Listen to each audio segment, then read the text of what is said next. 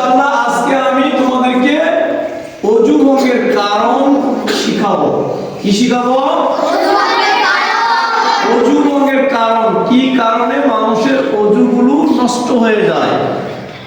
ভঙ্গ মানে কি? নষ্ট হয়ে যাওয়া। ওযু করার পরে যেই কারণগুলো ঘটে গেলে ওযু আর কি থাকে না, আমি আজকে তোমাদেরকে ওযু ভঙ্গের কারণ শিখাবো ইনশাআল্লাহ। আমার সাথে সাথে তোমরা বলবে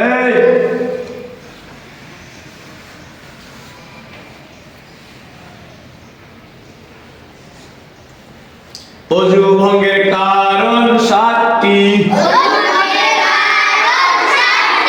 ওযু ভঙ্গের কারণ 7টি। পায়খানা বা পেশাবে রাস্তা দিয়া কোনো কিছু বের হওয়া।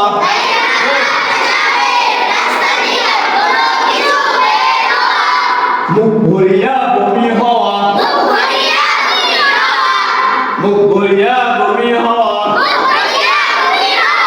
শরীরের ক্ষত স্থান হইতে রক্ত, পুজ বা পানি বের হয়ে গড়িয়ে পড়া।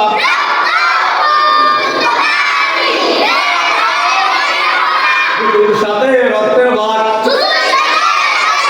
সমান বা বেশি হওয়া। দুটোর সাথে রক্তের ভাগ সমান বা বেশি হওয়া।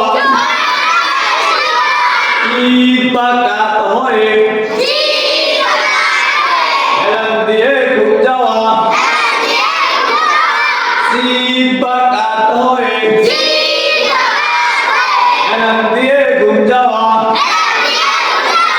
পাগল মাতাল ও অচেতন হইলে।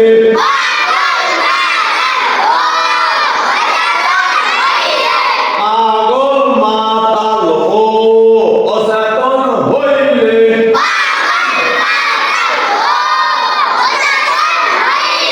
নামাজে উচ্চ স্বরে হাসিলে।